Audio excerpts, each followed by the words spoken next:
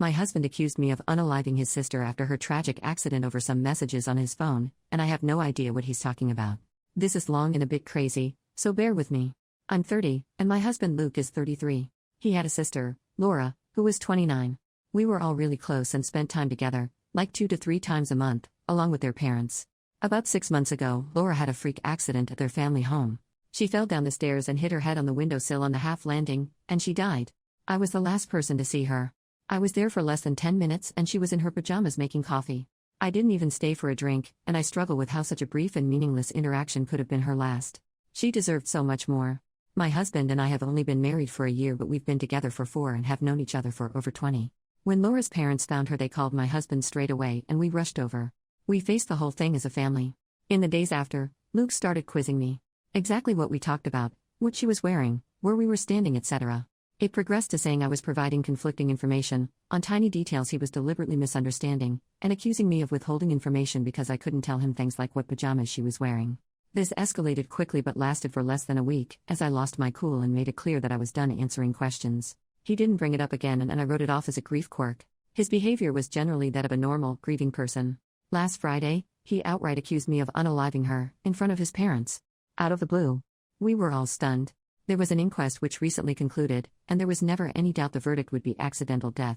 He said it was completely obvious and he couldn't believe that no one else could see it. He claims I went through his phone and found his messages with his sister. I have absolutely no idea what messages he's talking about. I have never looked at his phone, and that I went over to confront her and things got out of hand and I pushed her down the stairs.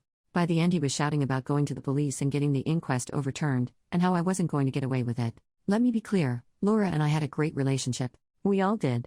I have no idea where this has come from, other than these messages I haven't seen, and even then, I don't think there's anything I could ever see on someone's phone that would drive me to do something so crazy. It's just ridiculous. He's been with his parents since this happened and will not talk to me at all. I've had some contact with his mom, but she's not being very communicative. The last I heard, she didn't know what messages he was referring to either. I am still completely stunned and I have no idea how to proceed. I made a commitment to be there for him always, and I understand that grief can manifest in strange ways, but part of me feels like my love for him died the second he called me a murderer, and I don't know how we could possibly work through this. I also really don't want to be thought of in this way, and I have no idea if he has said anything to people we know. I obviously haven't. A brain tumor or psychotic break has crossed my mind and I suggested it to his mother, and she just said she'll talk to him. Other than the questions before, he hasn't been acting odd. Obviously he's been grieving, but he seems sane and sensible other than this. I feel like I'm going mad. Does anyone have any advice at all? Update 7 days later. Firstly, thank you to those who helped me get to my husband's iCloud backups through an old iPad. I wasn't expecting much from Reddit, but I got valuable practical advice, and I appreciate it. There were no crazy, or even suspicious messages. I've searched for over 100 terms and scrolled back over years. I saw a side of them both I wasn't expecting, but nothing that explains the claim that I unalived Laura over their chats. Nothing to suggest he was cheating. Absolutely nothing to suggest incest. I repeat, no incest. No weird gaps where deleted conversations or a switch to another app would fit. Just siblings making plans, sending memes, and gossiping. They said unexpectedly horrible stuff about a few people, but not me. It was a sort of relief, but it raised more questions than it answered. I sought legal advice, also from Reddit, after posting here. Turns out my options are divorce him or sit down. I contacted my community mental health team, who said they'd reach out, but made it clear it wasn't urgent. I then called his mom and said that if I didn't hear from him by this weekend, I would get a solicitor and ask for a mental health assessment as part of the divorce. In response, he made a ridiculous post to Facebook, which neither of us have used in years, and everything blew up. I'm going to try to keep this brief. On Friday night, he made a long accusation on Facebook, with new information. He said he'd been planning to leave me for months with his sister's support, and I found the messages, and unalived her. The coroner has reopened the case and the police are preparing to arrest me, and he needs to make sure people know before the trial stops him talking about it. It was well written and seemed vaguely plausible. He messaged people links so it got some attention. We live in our hometown, and have a large circle of friends because we've been here all our lives. People I haven't spoken to since school were reaching out to me asking what the heck was going on. It was madness. In response, I posted the export of his entire conversation history with Laura, also to Facebook, when I finally got back in. I linked to the chat along with a post explaining my side, and noting that I had changed my ex's iCloud and Apple passwords, and that if he wanted them back, he should comment on my post and update his own, admitting that he was lying. He eventually did.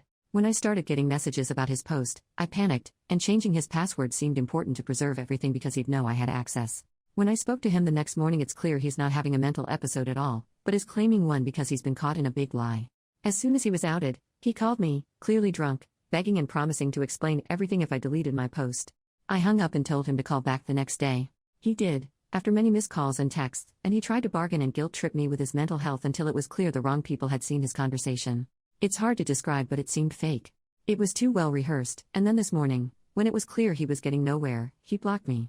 Begging for mercy and reciting facts about mental disorders doesn't align with someone in crisis with a sincere belief that someone unalived their sibling. The question of why he did all this remains unanswered, and he will not be getting his passwords until it is.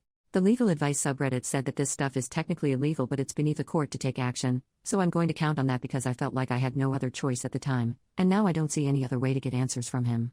I am desperate and it's all I've got. So there we are.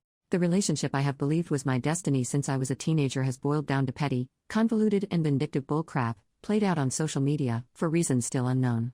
My hope for a brain tumor is fading, and clearly tomorrow morning is going to be when I lawyer up and stop posting about this.